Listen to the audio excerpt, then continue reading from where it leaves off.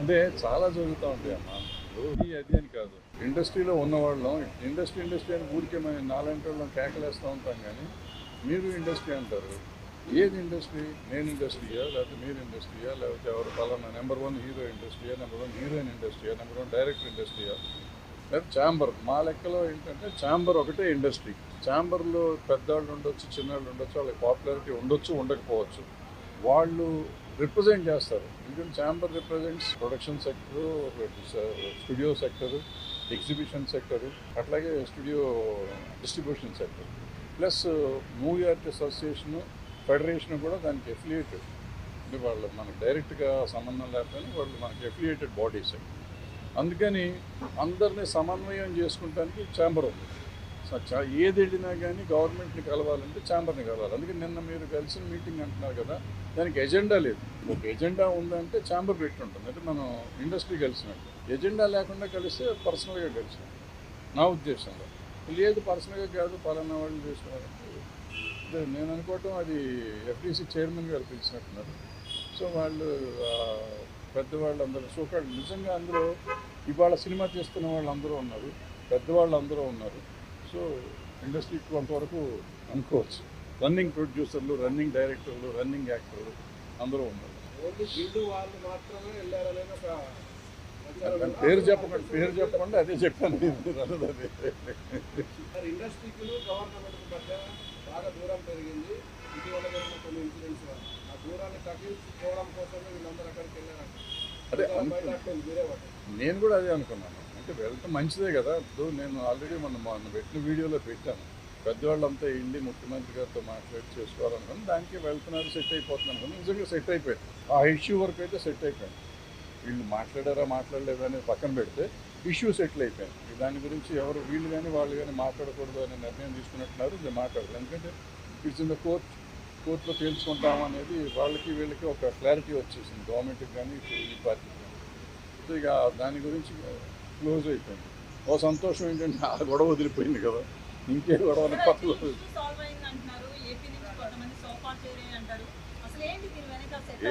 అంటే ఏపీ నుంచి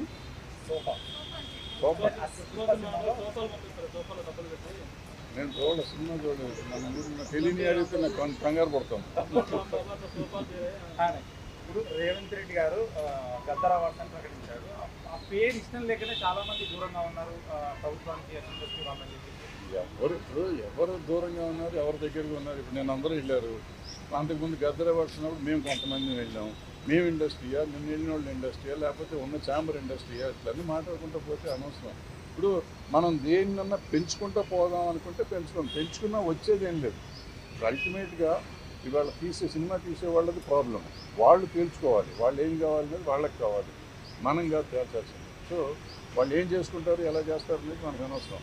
ఇప్పుడు నిన్న వెళ్ళిన వాళ్ళైనా, మొన్న మేము గద్దర్ అవార్డ్స్ అని చెప్పి మీటింగ్ పెడితే అలాంటి వాళ్ళు మేము వెళ్ళింది అయినా కానీ మేము ఎవరూ సాల్వ్ చేయలేం. ఒక సలహా ఇవ్వగలం ప్రభుత్వానికి. ప్రభుత్వం ఆలోచించే విధానం ఏముంటే ఆ విధానం ప్రకారం పనులు ఉంటాయి.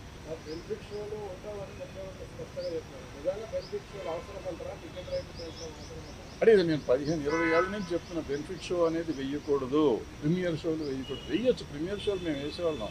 నేను మొగుడు కావాలి లాంటి సినిమాకి 20-25 ప్రీమియర్ షోలు వేసా ఫ్రీగా. అక్కడ మన జనానికి మెడ్రాస్లో ఉన్న వాళ్ళందరికీ చూపించేసాం. ప్రీమియర్ షో అంటే ఆల్మోస్ట్ ఫ్రీగా చేసేవారు. ఇప్పుడు ప్రీమియర్ షోలు అంటే దాన్ని డబ్బులు చేసుకున్నారు, దాన్ని క్యాష్ చేసుకున్నారు. అది మొన్న అంతకుముందు వీడియోలో నేను పెట్టాను. మనకి సినిమాకి తేడా వచ్చేది ఒక 100 కోట్లు. హిట్ సినిమాకి, సినిమాకి అయితే ఫ్లాప్ అయితే ఏ రూపాయి తేడా రాదు. టికెట్ రేట్ పెంచినా తేడా రాదు, టికెట్ రేట్ తగ్గించినా తేడా రాదు. సో ఈ పెంచిన 100 కోట్లు వచ్చిందంటే 1000 కోట్లు చేస్తున్న సినిమా. 1000 కోట్లు చేసిన సినిమాకి 100 కోట్లు తగ్గితే కొంపే మనది. ఎందుకంటే 500 కోట్ల నుంచి సినిమా తీయలేం మనం, ఎంత ఖర్చు పెట్టినా కానీ. అంటే 1000 కోట్లు చేస్తే 500 కోట్లు ఆల్మోస్ట్ ప్రాఫిట్ ఉంటుంది. 100 కోట్లు తగ్గిన 400 కోట్లతో సాటిస్ఫై అవ్వమా, లేదు ఈ 100 కోట్లు కూడా ఆంధ్ర తెలంగాణ ప్రజల మీద వెయ్యాలా అనేది ఆలోచించుకోవాల్సింది పబ్లిక్ ఆలోచించాలి, ప్రొడ్యూసర్లు ఆలోచించాలి, ఆర్టిస్టులు ఆలోచించాలి, డైరెక్టర్లు ఆలోచించాలి. దీనికోసం మనం ముఖ్యమంత్రుల దగ్గరికి వెళ్ళి దేహి అని అడుక్కోవటం అనేది తప్పు అనేది నేను గతంలోనే చెప్పాను, ఇప్పుడు చెప్తాను, ఎప్పుడు చెప్తాను. జరిగిన చర్చలు కేవలం పెద్ద సినిమాల చర్చలు మాత్రమే జరిగినాయి. చిన్న సినిమాలకు సంబంధించిన చర్చ జరగలేదు. చిన్న సినిమాల నిర్మాతలు అంటున్నమాట అంటే ఇప్పుడు ఏ సినిమాలు అనేది ఏం లేదు అక్కడ ఇంటర్నేషనల్ స్టాండర్డ్లో సినిమాలు తీయాలి అనేది మనకు ఉంది ఆల్రెడీ ఇంటర్నేషనల్ స్టాండర్డ్ పడుతుంది. పుష్పం ఉంది, మొత్తం ఆల్ ఇండియా రికార్డ్స్ అన్ని బ్రేక్ చేసింది. బ్రేక్ చేసిందంటే గర్వమే కదా, అంటే ఆటోమేటిక్గా మీకు ఇంటర్నేషనల్ రికార్డులు వచ్చింది. ఇప్పుడు టాప్ 100 లిస్టులోకి వస్తే మీరు కింద ఎక్కడ ఉంటుంది, 90లోనో 95లోనో ఉంటుంది వరల్డ్ సినిమాల్లో చూస్తే. 1500 కోట్ల నుంచి చిన్న అమౌంట్ కాదు కదా, 1500, 20, 1600 వచ్చింది. సో ఆటోమేటిక్గా మనం వరల్డ్ రికార్డులోకి వెళ్ళిపోయాం. ఏంటంటే మనం ఇక్కడ ఆల్రెడీ సినిమాలు తీస్తున్నాం, అక్కడ తీయింది ఏం లేదు. మనకు అన్ని భాషలు, తెలుగు, తమిళ్, కన్నడం, మలయాళం, హిందీ, ఒరియా, బెంగాలీ, భోజ్పురి, మరాఠీ జరగలేదు, మిగిలిన అన్ని భాషలు ఇక్కడ జరిగింది. మరాఠీ కూడా జరిగింది, మరాఠీ కూడా సైరాత్ ఇక్కడ జరిగింది. సో ఇట్లా అన్ని సినిమాలు ఇక్కడ జరుగుతూనే ఉంటాయి. జరుగుతూ ఉంటే ఇప్పుడు కొత్తగా మనం దీన్ని చేసేది ఇంగ్లీష్ సినిమాలు అంటే వాళ్ళు ఎక్కడెక్కడో తీస్తున్నారు, ప్రపంచాన్ని తీస్తారు. మనకు అప్పుడప్పుడు గాంధీ ఇక్కడ తీశారు, ఇట్లా చాలా సినిమాలు కొన్ని తీశారు ఇక్కడ. తీస్తారు. మనం అప్పుడెప్పుడు నా చిన్నప్పుడు షేక్స్పియర్ వాళ్ళు అనుకుంటా, శశి కపూర్ సినిమా ఇక్కడ హైదరాబాద్లో, మొత్తం హైదరాబాద్లో తీశారు. సో అట్లా అవసరమైనప్పుడు సినిమాలు తీస్తూ ఉంటారు. దానికి ప్రాబ్లం ఎక్కడంటే ఎఫ్డీసీ తరఫున పోవాలంటే ఎఫ్డీసీని పిలవకూడదు. నాకు తెలిసినంత వరకు FDC should request chamber, chamber వాళ్ళు అందరినీ కోఆర్డినేట్. ఎందుకంటే ఎఫ్డీసీ పని ఏంటంటే వీళ్ళని కోఆర్డినేట్ చేయడం, జనాన్ని కోఆర్డినేట్ చేయడం. నాకు ఇష్టమైన వాళ్ళు నేను తీసుకెళ్తానికి కాదు. సో ఆయన పర్సనల్గా తీసుకున్నాడు, పర్సనల్గా తీసుకెళ్ళి ఉంటాడు. కానీ మనం we should not object and we should not comment on that also.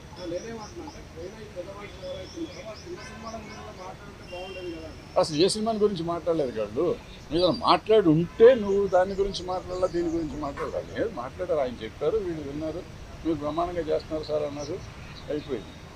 అంత మట్టుకే కార్డియల్ రిలేషన్షిప్ కోసం వెళ్ళినట్టు అనిపించింది నాకు. ఆయనకి మా నాలాంటి వాళ్ళు, పని లేని వాళ్ళు చాలామంది కూర్చొని ఇక్కడ ఐస్ ఉంది, కంపు మునిగిపోయింది, ఐస్ బ్రేక్ చేయాలి ఎవడన్నా అని అంటే బ్రేక్ చేస్తాను వెళ్ళారు, బ్రేక్ చేస్తారు, ఐస్ బ్రేక్ అయిపోయింది, హ్యాపీగా ఉన్నారు అందరూ.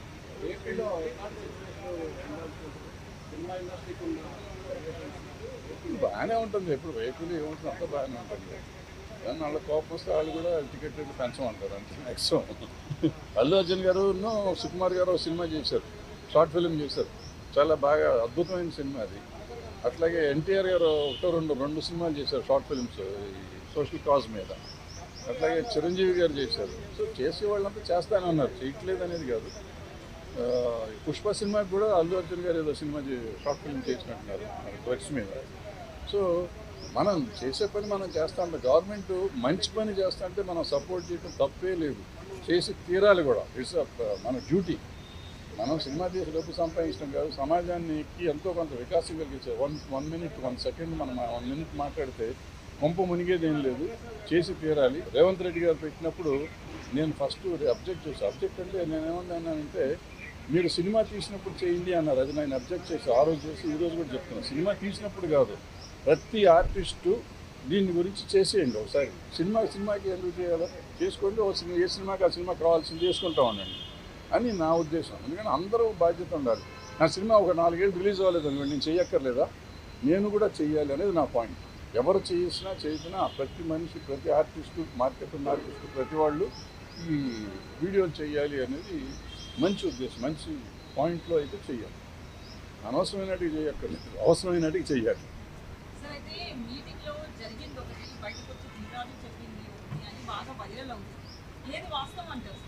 నేను వెళ్ళలేదు కదా, నాకెట్లా వాస్తవం తెలుస్తుంది. వాళ్ళంతా హ్యాపీగా ఉన్నామని చెప్పారు, బెస్ట్ మీటింగ్ అన్నారు. అంటే ఎజెండా లేని మీటింగ్ కాబట్టి డెఫినెట్గా బెస్ట్ మీటింగ్ అవుతుంది. ఎందుకంటే వీళ్ళకి ఒక పాయింట్ లేదు, వాళ్ళకి ఒక పాయింట్ లేదు. వాళ్ళు కొన్ని మంచి విషయాలు చెప్పారు, వీళ్ళు కొన్ని మంచి విషయాలు చెప్పారు కాబట్టి అద్భుతమైన మీటింగ్ అది. ఎవ్వరికి ఏ రకమైన బాధ లేకుండా జరిగింది, అద్భుతంగా జరిగింది. అయితే సీఎం గారు మాట్లాడుతూ 8 సార్లు మా దగ్గరికి వచ్చారు సినిమాల కోసం, మేము రేట్లు పెంచాము మీ గవర్నమెంట్ ఫామ్ అయిన తర్వాత, కానీ మీ నుంచి మాకు రిటర్న్ ఏం లేదు. కాదు, అది కాదు. ఆయన ఏమన్నారంటే నా బోటి పని లేని వాళ్ళు కొంతమంది లంచం తీసుకుని టికెట్ రేట్లు పెంచారు అని చెప్పారు అని మీడియాలో ఎక్కడో చెప్పారు. చెప్తే ఆయన 8 జీవోలు వేసి ఈ 8 జీవోల్లో ఎవరు ఇచ్చారో నాకు చూపించండి అని అడిగారు. నాకు తెలిసింది ఇది.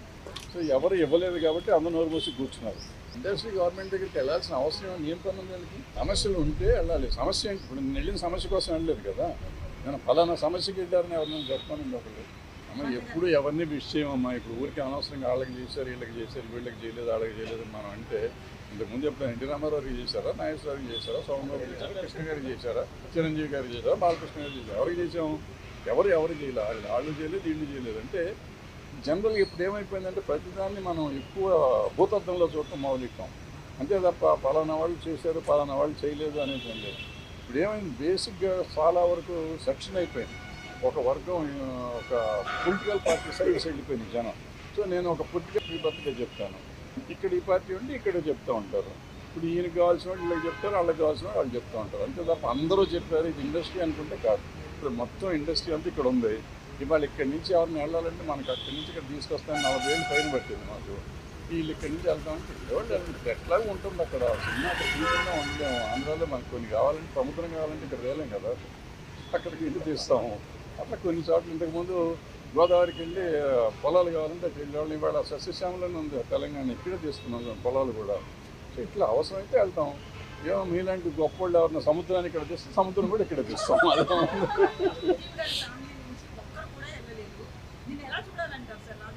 ఎలాగో చూడక్కర్లేదమ్మా, నాకంటే గొప్ప వాళ్ళు నేను వెళ్ళలేదు కానీ ఏం లేదు. అంటే ప్రాబ్లం వాళ్ళకి ఇన్విటేషన్ లేదేమో,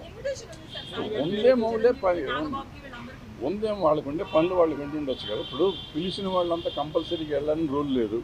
ఇక పిలవని వాళ్ళు కూడా పిలవకుండా వెళ్ళాలని రూల్ లేదు. పిలవకుండా కూడా కొంతమంది వెళ్ళి ఉంటారు. అట్లా అది లేదు ఇది లేదు. సో డెఫినెట్గా వాళ్ళని గుర్తించి ఉంటారు, మీరు చెప్పినట్టు పిలిచే ఉంటారు. రకరకాల సమస్యల్లో వాళ్ళు వెళ్ళి ఉంటారు. ఏంటనేది నాకు తెలియదు. అద్భుతంగా ఉంది. నాకేంటి, మా తమ్ముడే కదా. ఇప్పుడు ఎవరైనా నాకు ఇండస్ట్రీలో ఉన్న వాళ్ళు అందరూ, ఇప్పుడు మేము ఎప్పుడు వచ్చాము, మా ఎన్టీ రామారావు నాగేశ్వరరావుతో చూసాను, నాన్నగారు శోభన్ బాబు అందరూ తీసారు, నేను కృష్ణ గారికి నాన్న చూశాను. సో ఆ జనరేషన్ నుంచి వచ్చేసరికి నెక్స్ట్ జనరేషను వీళ్ళు వచ్చారు. నాగార్జున గారు, బాలకృష్ణ గారు, వెంకటేష్ గారు, చిరంజీవి గారు వాళ్ళు నా కాంటెంపరీస్. ఇట్లా వచ్చినాక వాళ్ళ పిల్లలు ఇప్పుడు హీరోలు అయ్యారు. సో వీళ్ళందరూ మాకు ఇండస్ట్రీలో మా పిల్లలు, నేను నా కళ్ళ ముందు పెరిగిన వాళ్ళు, నాకు పిల్లలు. ఇప్పుడు నేను మనం తిట్టాను, అల్లు అర్జున్కి మొన్న నేషనల్ అవార్డు వచ్చినప్పుడు మంచి సంతోషించాం. ఇవాళ 1600 కోట్లు చేస్తే సంతోషిస్తున్నాం. సంతోషమే. పిల్లలు కాబట్టి ఎప్పుడన్నా మనం తిడతాం, ఏమంటే వాళ్ళని హుషారు చేస్తాం. అరే తప్పురా, ఇట్లా చేయకుండా తప్ప, ఇట్లా చేయకూడదు, అట్లా చేయకూడదు అనే మాట చెప్తూ ఉంటాం.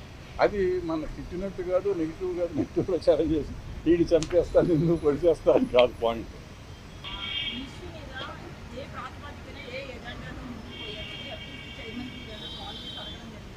అడగలేదు. నాకు ఎందుకో మా ఊరికి పని రాకుండా సినిమా తీసి 10 ఏళ్ళు అయిపోయింది. ప్రతిదానికి ఫోన్ చేసి ఎందుకు చేసావు, నన్ను ఎందుకు వెళ్ళి, ఏమి మనకి అవసరం. పిలవలేదు, చాలా సంతోషంగా పెట్టుకోవాలి. అక్కడి నుంచి అక్కడ దాకా వెళ్ళి బయట కార్లు పార్క్ చేసి ఇవన్నీ తలకే నొప్పి. అబ్బా పిలవలేదు, అదృష్టం బాగుంది అనుకున్నాను. పిలిస్తే వెళ్ళాలి కదా, పిలిస్తే ముఖ్యమంత్రి గారు పిలిస్తే వెళ్ళలేదు మళ్ళీ అంటారు. నాకెందుకు వచ్చిన బ్యాడ్ ఇది. Right, thank you.